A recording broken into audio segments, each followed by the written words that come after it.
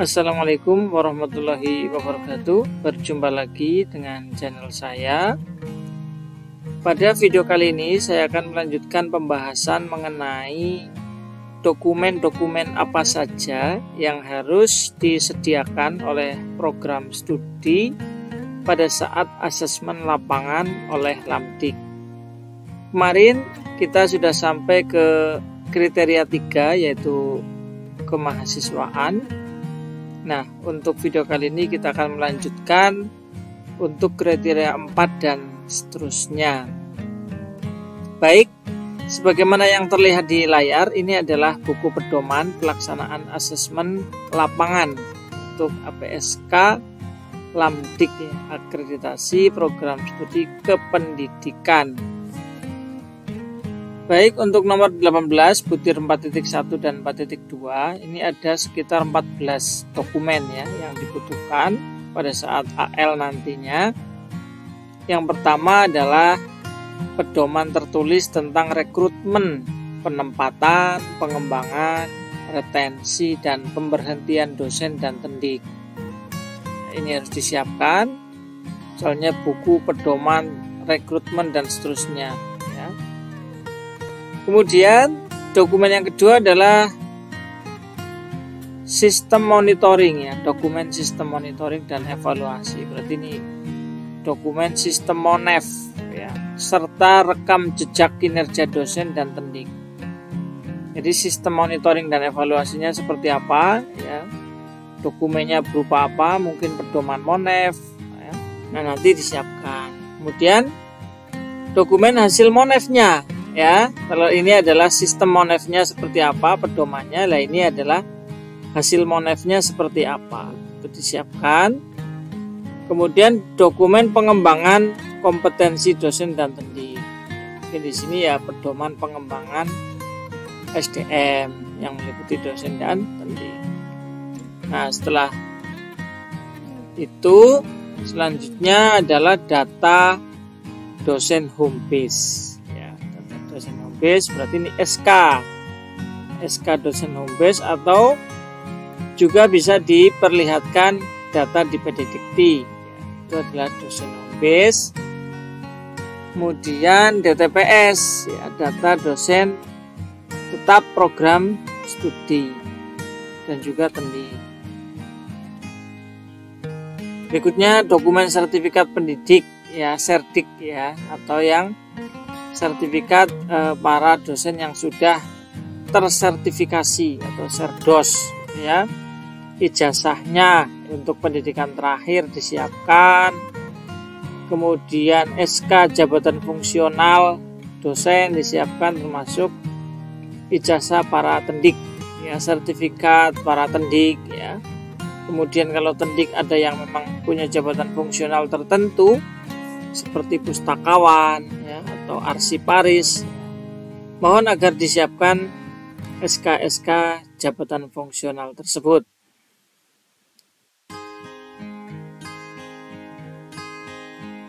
Berikutnya adalah data beban kerja dosen tetap pada tahun akademik terakhir.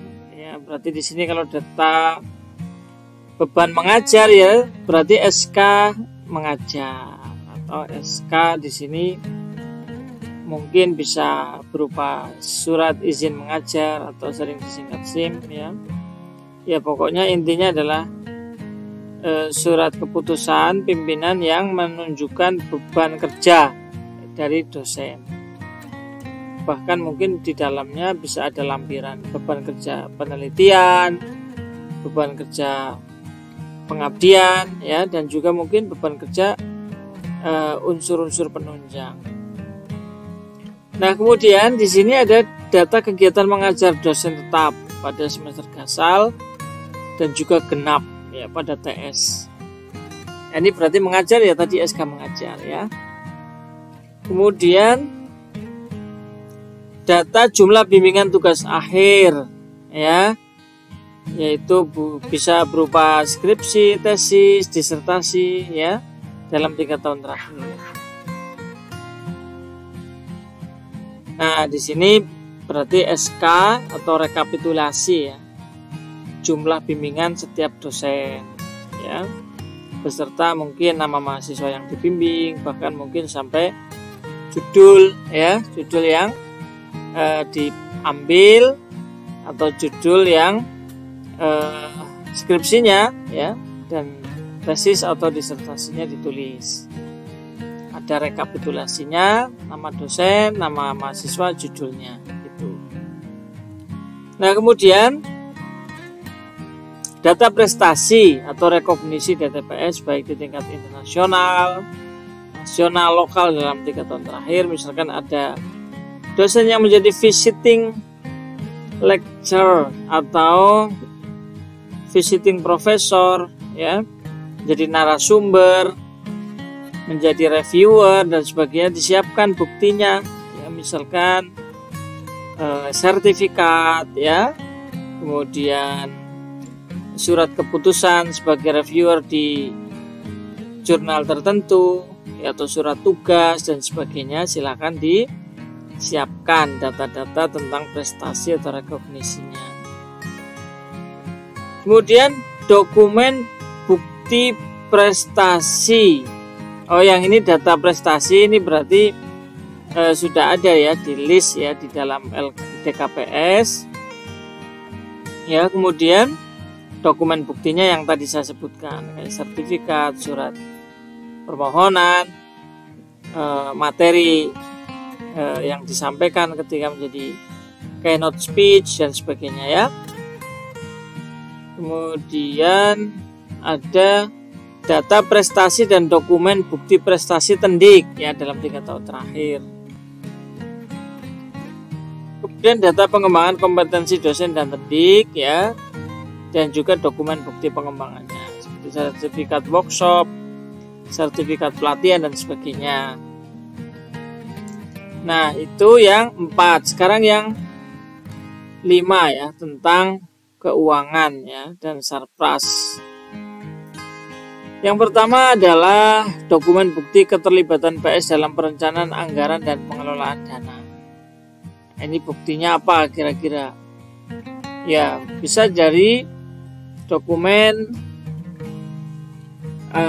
SOP di dalam SOP perencanaan anggaran. Di situ ada unsur program studi yang terlibat di dalam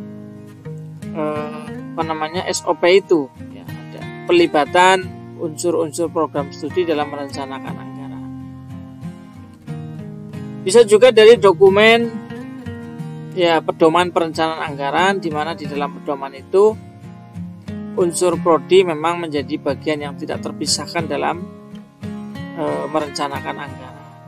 Bisa jadi bukti itu halaman berapa, ya pernyataan yang mana bahwa program studi ya juga harus terlibat dalam perencanaan anggaran.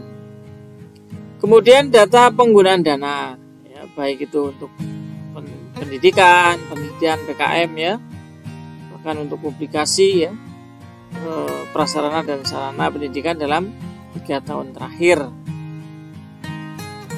Berikutnya data rincian dana penelitian yang disiapkan ya, sumbernya dari mana.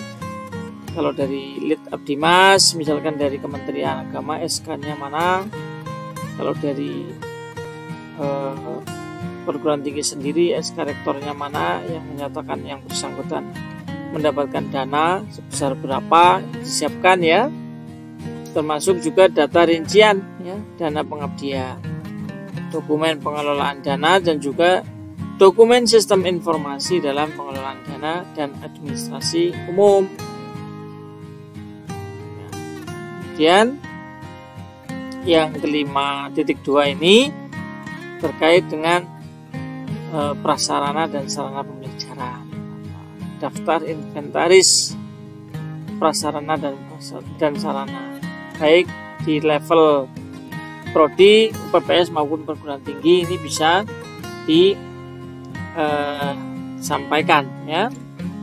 Kemudian dokumen kondisi dan kualitas prasarana dan sarana, dokumen bukti penggunaan prasarana dan sarana, kemudian dokumen bukti aksesibilitas prasarana dan sarana dalam kegiatan perkuliahan, pembimbingan, ujian, seminar, lokakarya dan lain-lain. kemudian juga dokumen sistem informasi dalam pengelolaan prasarana dan sarana. Nah, inilah ya untuk yang bagian 4 dan 5 dulu. Nah, nanti untuk yang 6 dan seterusnya kita akan bahas di video yang lain. Demikian, mudah-mudahan bermanfaat. Terima kasih telah menonton. Assalamualaikum warahmatullahi wabarakatuh.